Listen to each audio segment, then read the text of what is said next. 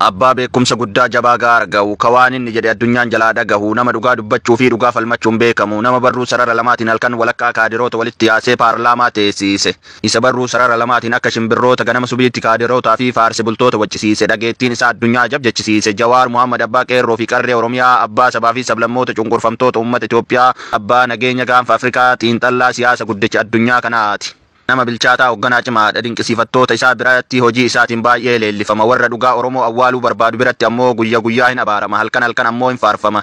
buddeenni Jawaariin arrabsitanii bilcheeffatan taayyeefuun si fooynee isin marti keessanuu haqesuuf jirtaniin dhaadannoo hangaasuu waaduuti namni Jawaaritti buunan qiyaamatutti bu'a yooma san onnee saba guddicha akka gaanfa Afrikaatti diriiree buluu keessaa baafamee darbama amma gara barruu sarara lamaatti deebina barruun sarara lamaatun sirba mucaa warra galaan ka Finfinnee dhalatee guddatee tokko na yaadachiifte nuti callifnaan arba ciisa seetee nuti dammaydhaan boollamee seente kukuffisii irra marsika jedhu sirbichi kun kabara wayyaanee ta'ullee baranaa fi barri sunillee kama Haaji Jawaar Muhammad ture leenci kun kabarruu sarara lamaatiin halkan walakkaa biyyattii paarlaamaa teessisee bulche osoo akka duraan gadi ba'ee sagaleedhaan bookkise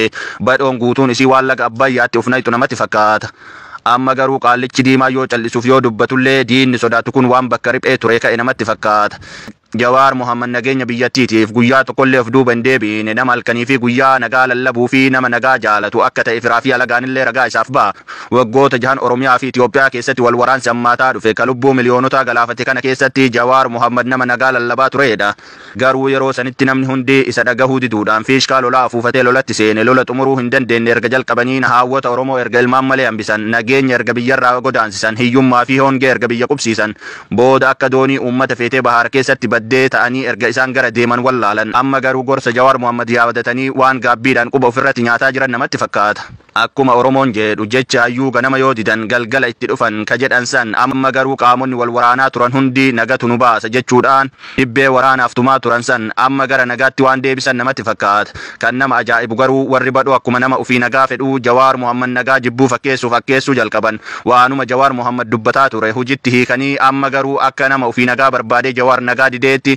fakkeessuu fi olola Jawaariin irratti qaanii tokko malee oofuu jalqaban. Jawaar Mohammad nama yeroo jalqabaatiif alaabaa sadi qabatee gaara guddicha addunyaa kanaa kan Afrikaa keessatti argamu Kiilimanjaaroo gubbaa bahuudhaan nagaa lallabeedha. Alaabaa saba guddicha akka gaanfa Afrikaatti diriiree bulu alaabaa Oromoo alaabaa Abbaa Gadaa fi alaabaa Itoophiyaallee osoo hin hafin guuratee kaan mul'itti hidhatee kaan matatti maratee kaan uffatee achi gubbaa bahee mirmirsee nagaa lallabaa ture. Barruun alaabaa gubbaa jiru afaan Oromootiin nagaa afaan warra kaabaatiin salaam yoo jettu kan warra lixaatiin ammoo piis jetti. Yeroo sanitti addunyaan ajab jettee gaara gubbaa dhaabbatu guddaa lammiin isaa jalaa dhageetu warri kaabaa argaa fi dhageettii isaa sodaatu abdii Oromoo fi Oromiyaa xiinxallaa guddicha gaanfa Afrikaa jechuudhaan jaalalaa fi dinqisiifannaa isaaf qaban ibsachaatiin turan waa'een qaallicha diimaa dubbatamee hin dhoomu. Torbeen kun torbee Jawaar Mohammad waan ta'eef hundi keessan warri dhageeffattan laayik sheer gochuudhaan wal biraan gahaa torba sagantaa biraatiin walitti deebinutti nagaadhaan nuuf tura warri mana keenyaaf haaraa taatan ammoo maxxansi keenya kallattiin akka isin dhaqqabuuf mana keenya fooloo godhaa darbaa isin hin jeenna.